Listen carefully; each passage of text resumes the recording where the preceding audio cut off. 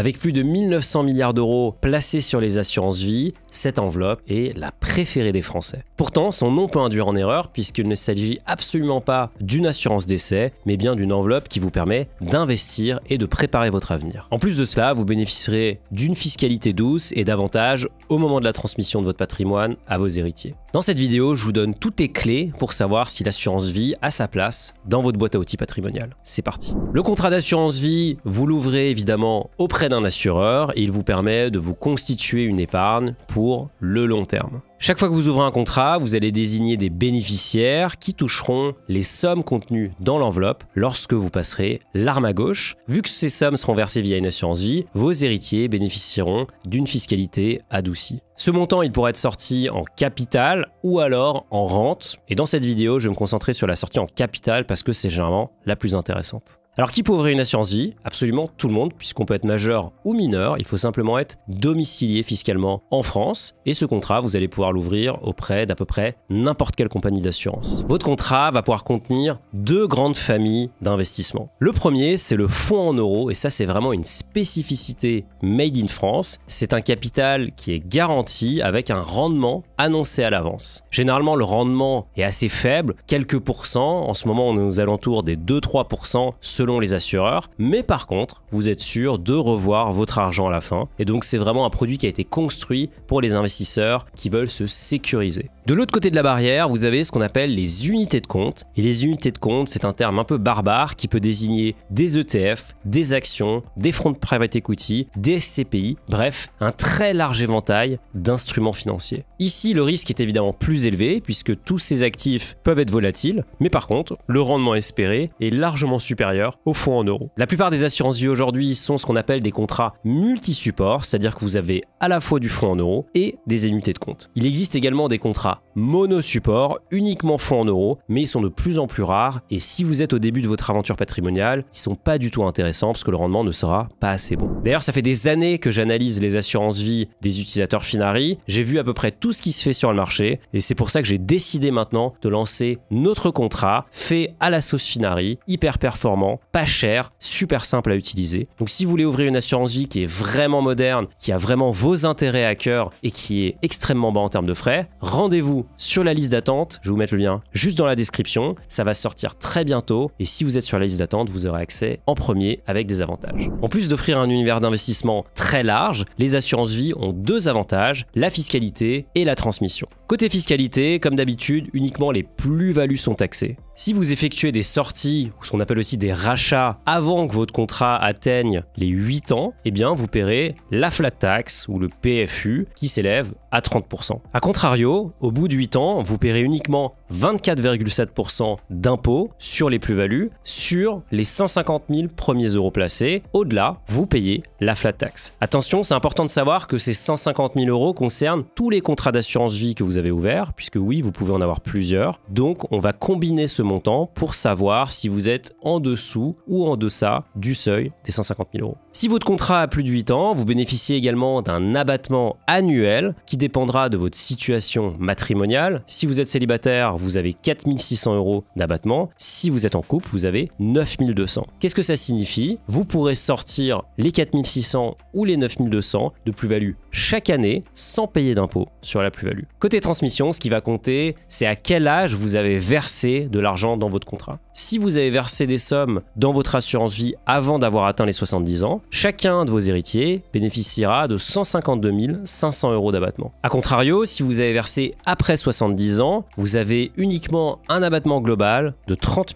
500 euros. Alors vous allez me demander, mais comment désigner vos héritiers? Eh bien c'est là que la clause bénéficiaire entre en jeu. Vous allez devoir la rédiger au moment de la souscription et vous pourrez la modifier au fil des années. Cette clause, elle doit être extrêmement bien bordée puisque c'est ce qui décidera après votre décès à qui iront les sommes. Vous pouvez vous faire accompagner par un notaire afin d'être sûr que la clause bénéficiaire reflète bien vos dernières volontés. Ça, c'est l'un des avantages clés de l'assurance vie puisque vos héritiers vont pouvoir bénéficier d'une fiscalité allégée et vous allez pouvoir maîtriser votre succession de façon extrêmement précise. Si ce sujet vous paraît complexe complexe et que vous voulez en savoir plus, je vous mets un lien ici vers des articles qu'on a rédigés pour couvrir tous les aspects qui touchent à la transmission de son patrimoine via une assurance vie. Côté avantage, l'assurance vie se défend très bien puisque vous pouvez contribuer ou verser de l'argent à votre rythme. Vous pouvez faire un versement initial à l'ouverture, ensuite vous pouvez faire ce qu'on appelle des versements programmés qui équivaut en fait au DCA. Donc tous les mois, vous allez pouvoir investir un montant fixe dans des supports que vous avez choisis. Vous pouvez aussi faire un versement complémentaire quand vous voulez. Donc bref, vous avez vraiment la main sur votre contrat pour verser et d'ailleurs également pour ressortir de l'argent. Vous pouvez faire des rachats partiels, des rachats programmés, des rachats complets. C'est complètement libre et l'argent n'est jamais bloqué dans l'assurance vie. D'ailleurs, vous pouvez aussi arbitrer au sein de votre allocation. Vous pouvez par exemple décider de vendre un ETF pour en racheter un autre, de passer du fonds euro aux obligations. Vous avez vraiment la main. La seule chose qu'il faut savoir, c'est que les opérations d'arbitrage prennent du temps. Donc on n'est pas du tout comme sur un compte titre sur du temps réel. On est vraiment sur des délais qui peuvent prendre plusieurs jours pour déboucler une opération. Et d'ailleurs, lorsque vous arbitrez, vous bénéficiez d'un autre énorme avantage de l'assurance vie qui est le fait que c'est une enveloppe qui permet de faire du fractionné. Vous pouvez acheter des parts d'actions, des parts d'ETF, des parts de SCPI. Vous n'avez pas besoin d'avoir par exemple 100 € pour acheter une action qui vaut 100 €. Vous pourrez investir 10 € et détenir 1/10 de cette action puisque c'est l'assureur qui va faire le travail nécessaire afin que vous puissiez la détenir. D'ailleurs, ce fractionné, il résume aussi bien l'un des inconvénients de l'assurance vie, c'est que vous avez une créance sur l'assureur, c'est-à-dire que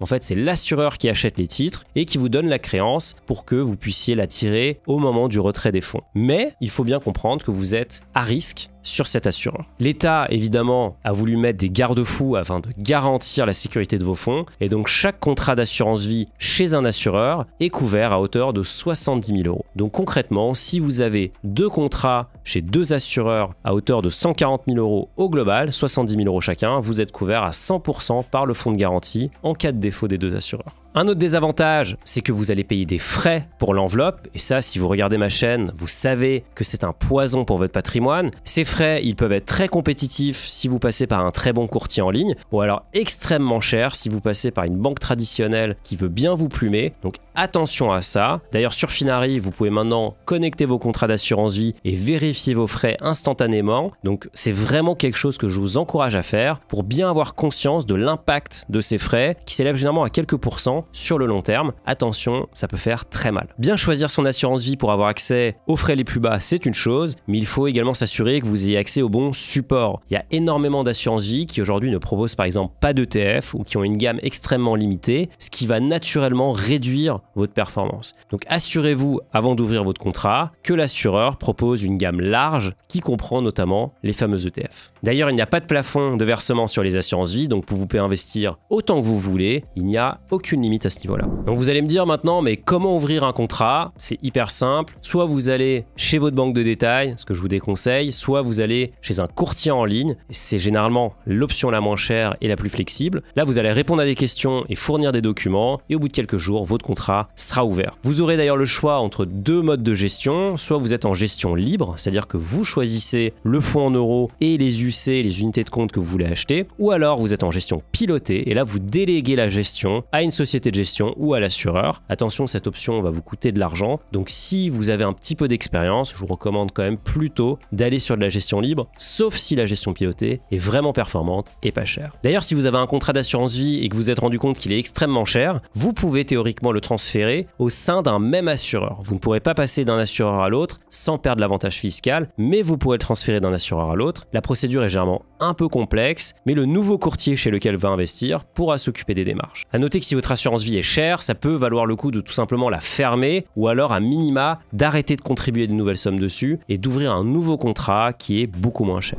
En conclusion, l'assurance vie, c'est un peu le couteau suisse des enveloppes d'investissement. C'est vraiment un best-seller et tout le monde devrait en avoir une pour bénéficier de la fiscalité avantageuse et surtout des avantages sur la transmission. En passant par l'assurance vie, vous pourrez investir dans à peu près toutes les unités de compte qui existent sur le marché, vous bénéficiez des avantages fiscaux et vous êtes quand même extrêmement libre dans votre contrat puisque vous pouvez faire des rachats, vous pouvez changer la clause bénéficiaire. Donc vous avez vraiment la main et c'est un très bon outil à avoir dans votre boîte à outils patrimoniale. Si vous vous demandez quel autre outil il faut mettre dans votre boîte, rendez-vous sur ma série de vidéos dans laquelle je couvre toutes les grandes enveloppes du marché et je vous donne mes conseils pour choisir les bonnes. Et si vous voulez en savoir plus sur l'investissement, abonnez-vous à la chaîne pour voir mes vidéos, j'en sors une tous les 3 jours.